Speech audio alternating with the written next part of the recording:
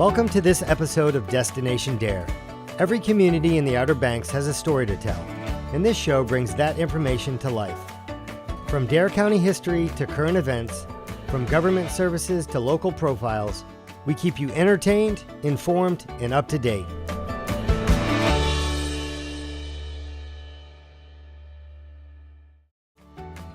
Dare County introduces you to its new GIS website.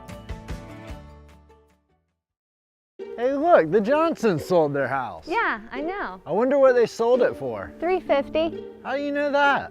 I'm your wife. I know everything. Plus, I looked it up on the Dare County GIS. That's never going to fit. It'll totally fit. Oh, you brought your iPad. Look, here's an aerial view of our yard on Dare County's GIS. An inch is 20 feet at this scale. So we could get that one too. Oh, that would be great. Yay! What are you looking for? I'm looking for the Dare County tax bill for the house. It was here somewhere and now it's not. You know you can look online at Dare County GIS. It only takes a minute to pull up a tax bill. I wish I would have remembered that an hour ago. The Dare County Courthouse, a downtown Manteo treasure, originally built in the late 1800s. 1904. Excuse me, what? It says right here in the Dare County GIS that was built in 1904. Plus, it says it right up there on the building. Oh, always thought that was the address. Moving on. Dare County's Geographical Information System is a free, easy-to-use tool you can access from your phone, tablet, or computer. Select any lot in Dare County, and you can review a data sheet including zoning and property value, the tax bill, the tax certification, and land transfer information. Users can also measure approximate lengths or areas, as well as download or print CSV files of selected parcels and aerial photos. Just visit darenc.com/GIS.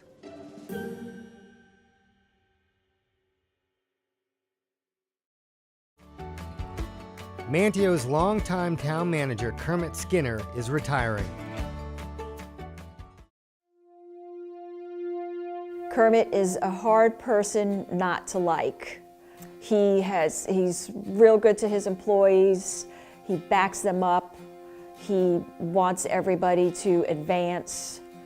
And I think he's really gonna miss this job and miss all the people.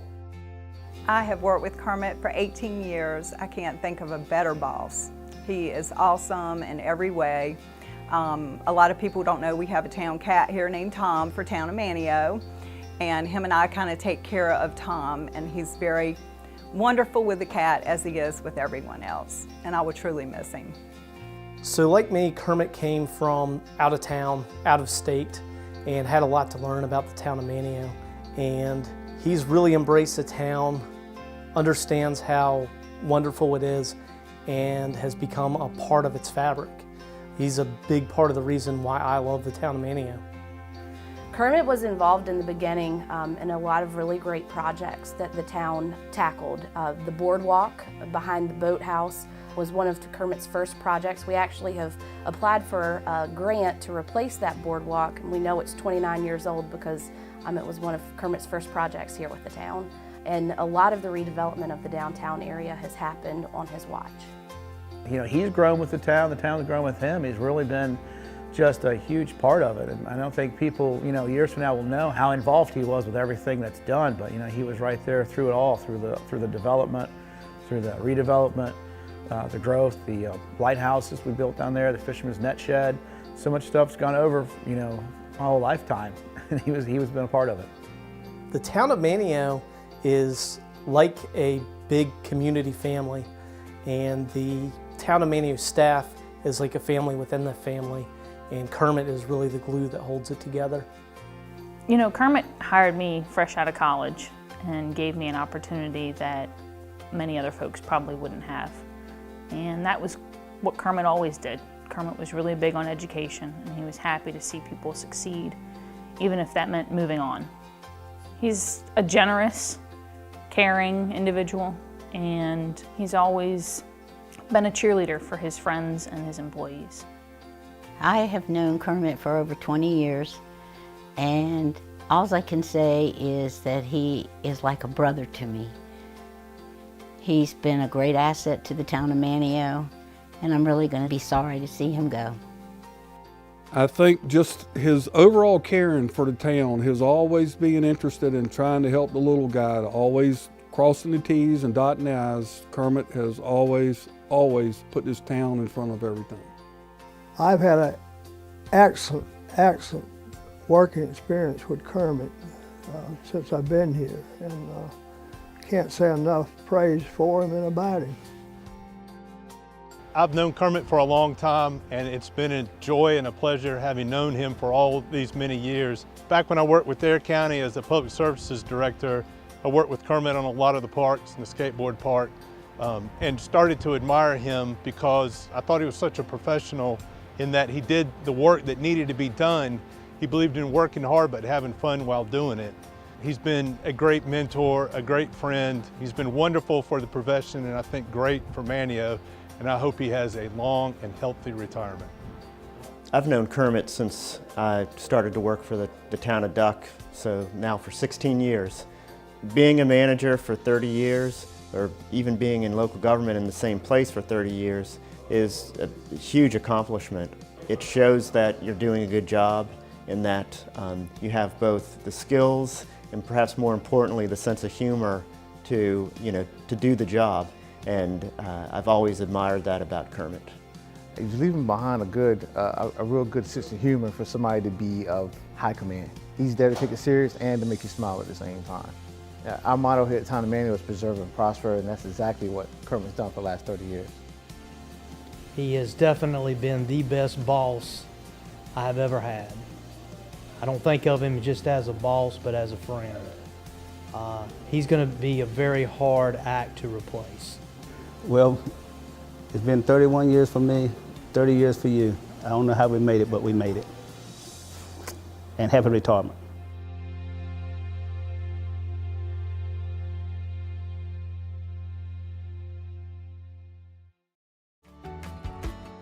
The town of Nags Head shows you what can be found on its beaches.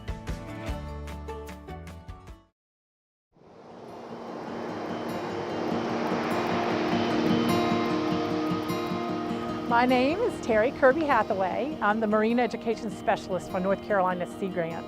I've lived out here on the Outer Banks for over 30 years and been beachcombing all that time. Such a wonderful place to beachcomb in all seasons of the year because you never know what's going to wash up. One thing that you find every day out here are oyster shells. What's really interesting is these oyster shells are probably at least 12 to 15,000 years old. They're fossils and people don't even realize it. You'll see baby's ears, which looks just like a tiny little baby's ear. We find moon snails or shark eyes. A lot of times you may find other kinds of bivalve mollusks or ones with two shells that have a perfectly round hole drilled in the shell. And it is a drilled hole, and it was drilled by a moon snail because they are voracious predators. And they drill with their tongue, which is covered with teeth. It's called a radula. And they can drill through the shell and get in and eat the animal. You can also find whelks. A lot of people refer to them as conchs, but conch is a Greek word for shell. We do not have true conchs in North Carolina. That's further south, down in Florida and the Caribbean. We have whelks, and we have 3 different species up here on the Outer Banks. We have a left-handed whelk, we have 2 right-handed whelks. So it coils to the right or coils to the left. 2 different animals, both whelks, but the one that curves to the left is called a lightning whelk. The one that opens on the right, this one, is a knobbed whelk. And you can see the knobs on it. Then we have another one that opens on the right. Both of these, but if you look at the top, this one has knobs, the knobbed whelk. This one has a channel around the top. So that's the channeled whelk. But one of the favorites that is very rare to find here, and it's a real treasure if you find one, is a Scotch bonnet, which is North Carolina's state seashell. Another thing you may see are egg cases for some of the animals that live offshore. The whelks that I mentioned lay their eggs in long strings of capsules. In each capsule is 25 to 50 little miniature whelks. We also find skate egg cases, which are also called devil's pocketbooks or mermaid's purses, the little black pouches. The best place to find all these shells is right at the water's edge. The time to go for shelling or beachcombing, looking for beach class, anything, is about 2 hours before and after low tide.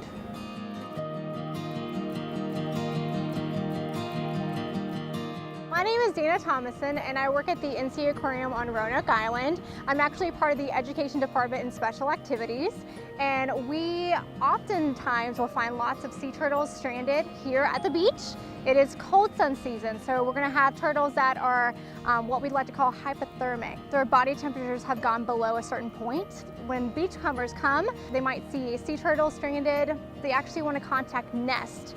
So NEST is actually a Network for Endangered Sea Turtles nonprofit organization that we actually work very closely with our Star Center. So that's where we have a really cool area at the aquarium, and they are volunteers that are trained through the Wildlife Resource Commission, and they'll actually contact Star Center and get things ready for an intake. We'll often find other larger animals, particularly marine mammals such as dolphins, whales, occasionally seals. We would actually contact the Marine Mammal Stranding Network. So that's another number that they would need to call. Another species you might find here in the Outer Banks, we have other types of birds that are here on our shores. They're resting, this is their natural behavior. So when beachcombers come to the beach, we actually would prefer all of our guests to kind of give them their space for the protection of those animals and respecting them as they're here on the beach.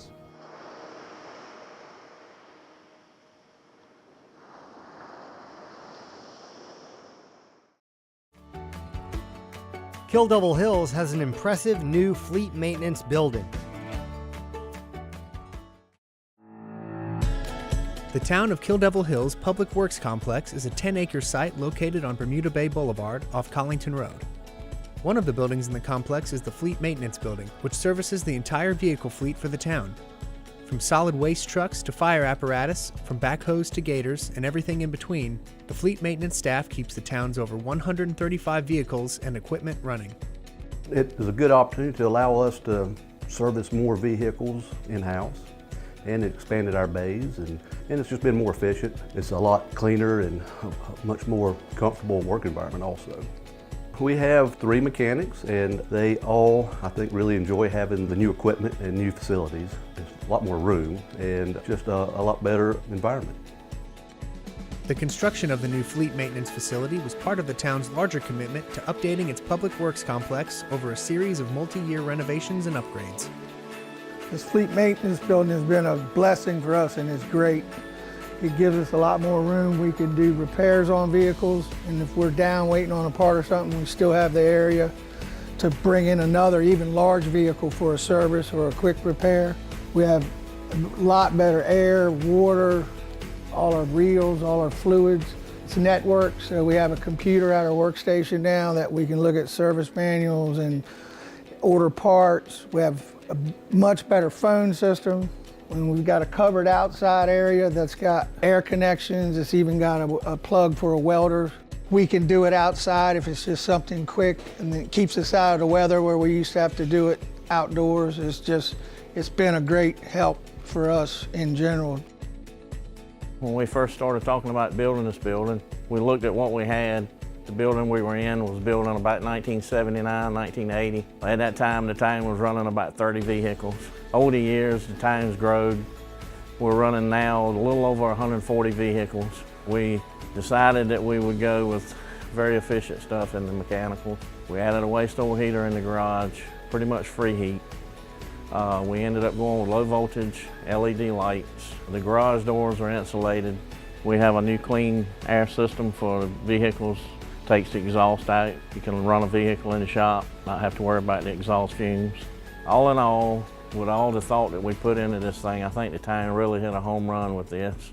So much more efficient than the one we had before. We're able to turn out more work. We've got more space. We've got more storage space. It's just, it's a home run for the town. The new facility's been great. It's helped us with dying time. The dying time has been minimized because in the old building, we would have 2 to maybe 3 days we'd had to wait to get our oil changed, just sometimes when they had large equipment inside the building that they couldn't move out. With the new building, we're able to get in and maybe be out in 30 minutes. Town staff members at Fleet Maintenance are critical to maintaining a safe and reliable public services fleet. Brakes, tires, lights, safety beacons, warning alarms are all important and required for us to complete our services in a safe and efficient manner while working with you, the public. Tom, Kenny, and Todd are highly skilled at keeping the public services fleet of over 44 pieces of heavy equipment and vehicles, including light trucks, tractors, mowers, and solid waste collection equipment on the road and on the job serving you. We also added a fuel system. It saves the town money by buying fuel wholesale. It also helps the town by not having to depend on outside sources during hurricanes. The cost savings for the town versus buying outside is substantial. A couple of years, this system will pay for itself. This new facility increases efficiency while keeping the environment in mind by using the waste oil that we drain from our vehicles, used waste oil, and burning our clean burn oil heater back there, saving us around $10,000 a year. And we're not only saving money, but we don't have to dispose of the old used oil. Another great aspect of the building is the drainage system. It separates the oil from water. It's just another way we're protecting the environment. It's really rewarding to know that we can service all the vehicles in the town, the police department, the fire department, public works, in the same facility, and make sure that they keep rolling like they should.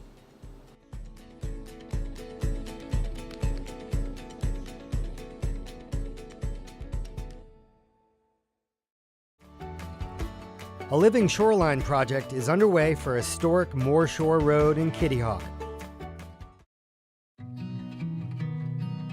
So we're here today at the Moore Shore Road Living Shoreline Project. It's about 20% complete right now. We've got some structures that are going in the water. They're going to be helping to break down wave energy. These sills act like a speed bump for waves. They help to break down any wave energy, allowing it to pass over the structure instead of hitting a hard structure and bouncing off.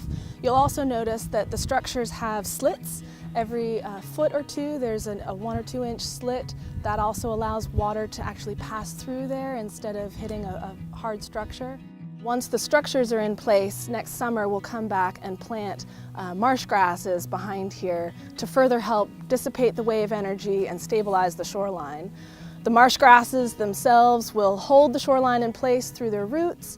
The grasses will provide habitat for fish and other wildlife, and they'll help to filter some of the runoff coming from the roadway here. It started with a property owner on this part of the sound side going to the Coastal Federation and saying, we know we need to save the Moore Shore Road, it's historic. Once they lined up a couple of grants, they came to the town. I said, yeah, we need to do that and we need to participate. The town of Kitty Hawk was very interested in participating in this project. It's actually been a project on their radar for almost a decade now. And we're very excited that it's finally coming to fruition. We've got 5 different landowners that have come together to make this project a possibility and 4 different funding partners that have all come together. The project is involving the town of Kitty Hawk, NOAA, and NCDOT is participating for the first time on a living shoreline. So they're dipping their toe in this. And by doing that, they're kind of looking to see if this is something they want to do in the future. The shoreline has been marching back at about a foot per year for the last couple decades. The landowners are concerned about, how it might impact their properties, and then Department of Transportation and the town are of course concerned about how it would impact the road. This particular erosion, when I was a boy, the marsh grass went beyond what you're seeing as far as these sills. All right, good ways. And this sand road was a sand road all the way into Kill Devil Hills. So this road has historic significance not only in my lifetime, but before my lifetime, because it was also the sand road used to get the Wright brothers down to Kill Devil Hills.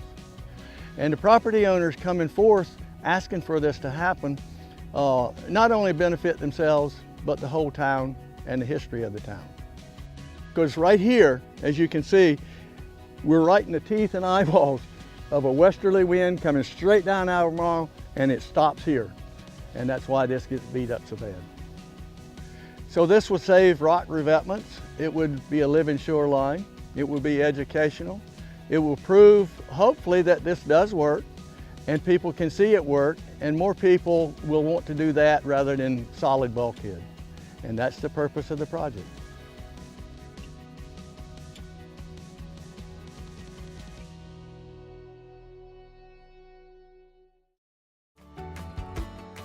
The town of Southern Shores gives you a glimpse of its winter beauty.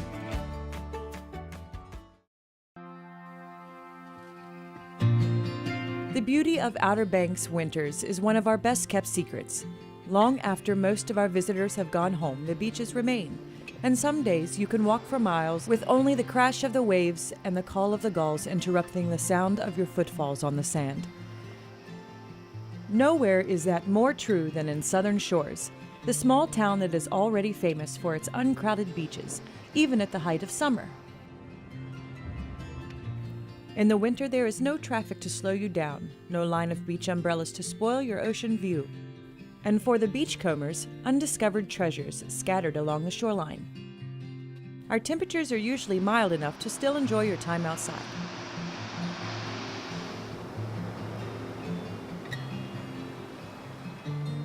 In the winter, you can sleep in and still catch the sunrise over the ocean while you sip your morning coffee, or take an early evening walk with a cup of cocoa as the sun sets over the sound. And though some shops and restaurants choose to close up for a few of the slower months, you'll still find plenty of things to do and plenty of places to eat fresh, local seafood year-round. Best of all, it's one of the least expensive times to enjoy a Southern Shores vacation, with rental homes offering a discounted rate. Come and visit Southern Shores this winter and see why it's still a great time of year.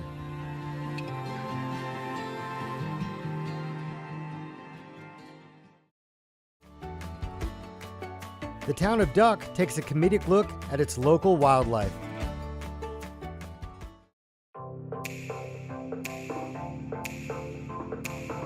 Welcome back to another episode of Duck Party Spots. Tonight we're introducing you to a local hotspot that you probably haven't heard of, called Pavilion Hole. Totally underground. All of its residents are very paparazzi shy, but luckily we put up a hidden camera. Here you can see Raccoon headed to the party spot under the amphitheater. You may recognize Raccoon from her many appearances in your local trash cans. Best known for her black and white and silver fur. But this fashionista has some smarts. Studies have shown that raccoons can remember the solution to a problem many years after they've solved it. Next up is the river otter. Now this guy's always the life of the party. River otters love to socialize and play, even building slides out of snow or mud. When a romp of otters shows up, you know it's going to be a good time. Also spotted at the club, Red Fox. Red Fox is a sportswoman. She can swim, run up to 35 miles per hour, and can jump a fence that's 6 feet high. If it's winter or spring, don't expect Fox to be out late. This monogamous cutie can have up to 5 pups waiting for her back at her den. The Virginia opossum shows up next. Not everyone always wants him around. They really like to hiss and play dead. But he's still a pretty solid guy to have at the party. Let's be honest, we all owe this American marsupial a drink. They can eat venomous snakes without being injured. They eat thousands of ticks, slugs, and mice. Last but not least, this slinky lady in black is known to households across the country. That's right, the domestic cat. These guys sleep about 70% of the time, but they still know how to party. They have a free-floating clavicle that allows them to squeeze into tight places like this. If you're looking to party, we've heard she has the catnip. Some animals missing from the party include the deer, waterfowl, snakes, turtles, squirrels, and of course, Mr. Coyote is never invited. That's right, all kinds of party animals have stopped right through this party spot in the Duck Amphitheater. Who knows who'll show up next? Join us next time on the next episode of Duck Party Spots.